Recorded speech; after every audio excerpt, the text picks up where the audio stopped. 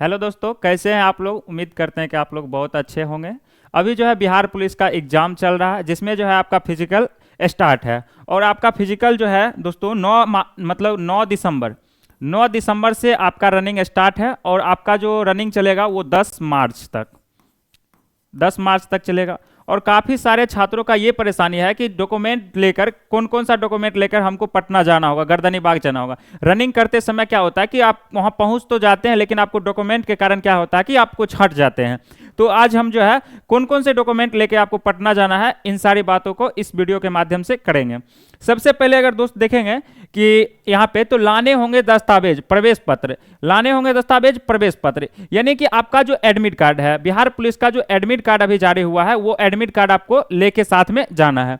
और दूसरा क्या है कि ऑनलाइन आवेदन की फोटोकॉपी, जिस समय आप बिहार पुलिस का फॉर्म भरे होंगे उस समय का क्या होगा कि एक रिसीविंग मिला होगा, तो उस रिसीविंग को भी आपको साथ में रखना होगा।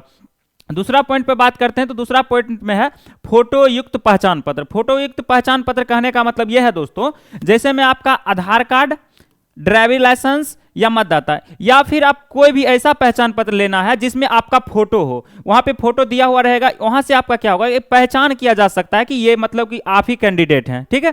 अगर हम बात करते हैं तीसरा, तो तीसरा में जो है आपका जन्म तिथि प्रमाण पत्र की मूल प्रति, यानी कि जन्म तिथि प्रमाण पत्र यदि आपका बना हुआ है तो उसको लेके जाइए ग्राउंड में।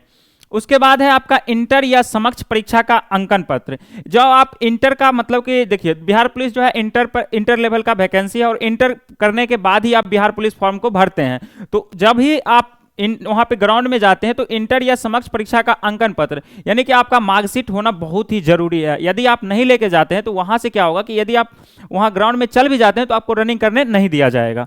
अब हम बात करते हैं आगे, तो अस्थाई आवास प्रमाण पत्र। आप क्या होगा कि आपका ब्लॉक में बनता है जाति, आय, आवासीय, ये तीन मतलब बनता है। यदि आप जनरल कैटेगरी, यदि आप यहां पे जो है,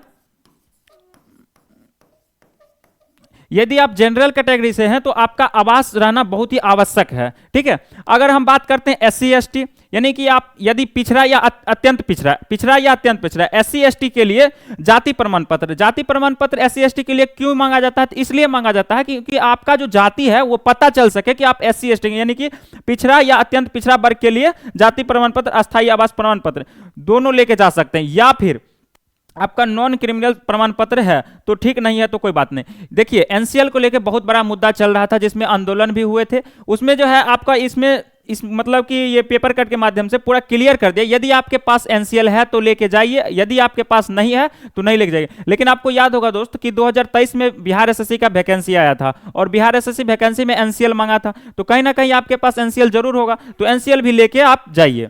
उसके बाद जो है आपका, उसके आगे अगर हम बात करते हैं तो उसके आगे देखिए,